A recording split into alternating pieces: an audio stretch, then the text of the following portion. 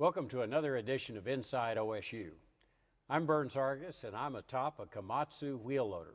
This is just one of the many pieces of equipment that we use for the hands-on training for our students in the Heavy Equipment and Vehicle Institute here at OSU Institute of Technology in Okmulgee, Oklahoma. We have a lot to see here at Okmulgee, and we're excited to have you here. Let's take a look around our campus.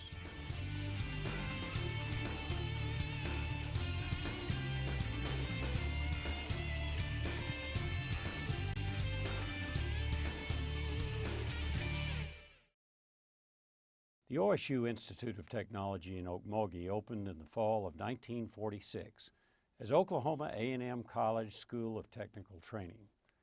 What originally began as a technical training, trade, and industry school for veterans after World War II now educates and trains students from across the United States and the world in 37 different programs. The Multimedia Technology program introduces students to video editing, web design, and 3D modeling. We use the first 3 semesters to introduce all the students to each part of the multimedia process by having exposure to all of those and having a good foundation. From that, they get to take the rest of their time here and concentrate in one area so they can specialize. Everything that we do is really built around hands-on training as opposed to book work or lecturing. So it keeps it interesting, and there's never really a dull moment. Visual Communications Department has turned out so many success stories. 1986 graduate Sharon Braun catapulted to success in Hollywood and is known for doing nothing short of revolutionizing the DVD industry. We basically wrote, the DVD Bible on the specs. We came up with play, scene selections, special features, and languages. We did the Bond stuff, and that rocked everyone's world. The first Bond that came out, Tomorrow Never Dies, because we took it and we said, let's make a gadget. Let's make this disc a gadget, because that's what Bond's about, gadgets. OSUIT offers a Bachelor of Technology degree, and the Automotive Service Technology and Heavy Equipment and Vehicle Institute are just 2 of the 15 Associate in Science and Applied Science degrees that can be earned at OSUIT. Other associate degrees in applied science include culinary arts, construction technology, visual communications, and of course the world-renowned watchmaking program. Well, here we are in the beautiful Donald W. Reynolds building in the Heavy Equipment and Automotive Division, and with me is the division head, Steve Doty. Steve? Glad to have you on campus. Thanks for having us out. This is very interesting. I've been telling everybody about the uniqueness of OSUIT and how we actually give hands-on training together with the Liberal Arts Associate degree. And I guess this is in some respects one of the crown jewels of that whole program. Explain it to us. Well, in our division we have partnerships with not only automobile manufacturers but with heavy equipment companies as well. This particular lab is the General Motors lab for student technician training. Those partnerships work pretty much identically though. The students are basically pre-selected by a dealer from their hometown. Oh, really? I can't just come here and enroll. In these programs, we want you connected before you come. How many are in this program? We try to keep between 15 and 45 students in each program, but that's double because we revolve that. During these half-semester breaks, some students are on internship and some are here, and then they switch. And what manufacturers are you associated with? We have General Motors, Ford, Chrysler, and Toyota. Well, we're going to look at a little bit of what you actually do, and I'm going to get a little hands-on training here, but we really appreciate it. We're going to go talk to one of your lead instructors. Very well, good luck. Good deal. Okay. Well, here I am right next to a Cadillac SRX and George Regier, who is an instructor in this program. George Hargis, glad to have you on Inside OSU. Well, now we're standing next to something that you do now see when you take your car into the dealership, but you certainly didn't used to. But this is a computer, I guess. Laptop computer connected to the vehicle. Tell us what students learn about this. What's the value of this? Well, this of course will let us look at everything that's going on inside the vehicle. Let me run you kind of through a diagnostic scenario, what we might see in the dealership. So let's say that this comes in and the customer says, my driver's window won't roll down. I can take my computer and I can hook up to the vehicle. If you would, go ahead and click that button right there, this one right here. All right. And we can see that our window, our window rolled down.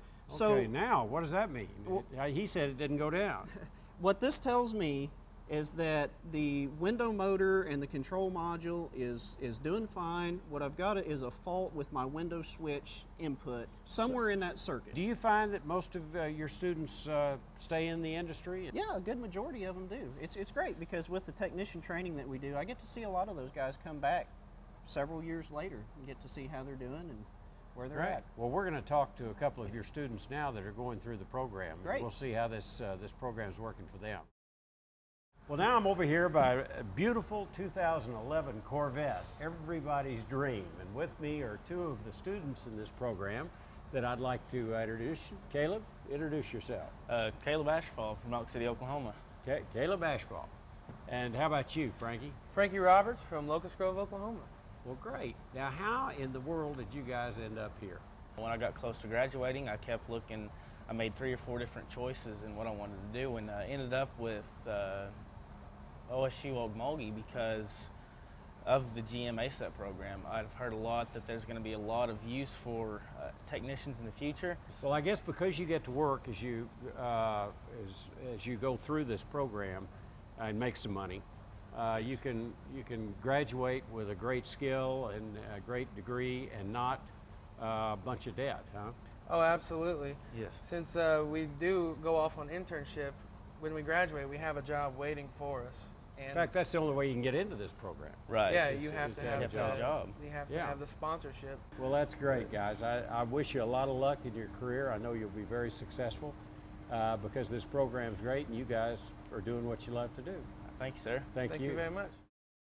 Here in Allied Health Services, we're training nurses for service in our healthcare industry. And with me is the head of this division, and that's Jana Martin. Jana, thank you for having us. Nice to have you here. This is a relatively new program. That How is new? correct. We started the Associate Degree Nursing Program in 2004. So we are going into our 7th year here at OSU Institute of Technology. And what we have is we have an Associate Degree Registered Nurse Program. How many students do we have? We've got 66 students. We're getting ready to quadruple our enrollment. And do your graduates, I guess we've had time to have some graduates. Yes, we have. We have a 100% employment rate. They usually all have employment by the time they graduate. Well, this looks very much like hospitals I've been in. This is a state-of-the-art high-fidelity simulation, and what we have simulated is we've simulated an ICU suite. We also have an OB maternity suite over there, another ICU simulation suite. We can simulate anything in a hospital setting. Jana has explained to me how we can simulate virtually anything here, and we've obviously got a very sick person with a blue mouth right now. What's wrong with this person? The blue means that he's cyanotic, and that means that he's not getting enough oxygen in his blood. And we can see that by his SpO2 stats are at 87, and the lowest you should go really should be 92. I see. Okay, well, what's wrong with this guy? We'd probably say he's in respiratory distress. If he's still breathing and he's cyanotic. And he is breathing. Yes, you can see the chest rise. Yeah. One of the first things that you do is raise the bed up. That simply doing that, bringing him to a higher position would allow him to breathe better. Okay. Got it. He's heavy. But his eyes are open. That's good. Yeah. Okay. Now what? We're watching his saturation's going up, which is good. So he might need a little bit more of a boost. So probably giving him some oxygen to supplement would probably be icing on the cake. Okay. There we go. Get you to do that. I'll go ahead and plug it in over here. Okay. Well, his mouth isn't blue anymore. Yeah, And that's good. That's very good. Well, I'm Yeah. glad to hear that. Well, Yeah. great. This is very high-tech stuff, which is exactly what you see when you go into a hospital today. And it's good to know we're going to have more professionals like McKenzie and Robert. Well, as you can see, I'm in a room of a lot of high-tech equipment, and this is our information technology area here at OSU IT. Further to the idea that we're going to train our students in ways that are relevant to the industry. And with me is Danny Claiborne, who is a professor here and the coordinator of the internship program. Yes. Thanks. Appreciate you being with us. Glad to be with you. Describe the program. We actually have an Associate of Science, Associate of Applied Science, and the Bachelor of Technology in Information Technologies. Talk about the general areas that you instruct in. It's either information assurance and forensics, which is the security side of things. Okay. The networking for the infrastructure, software development for programming and web design. How many students do you have in this program? Roughly 250 students per semester, give or take. You mentioned security earlier, and I understand we're going to go over and meet a student and that Yes. student's professor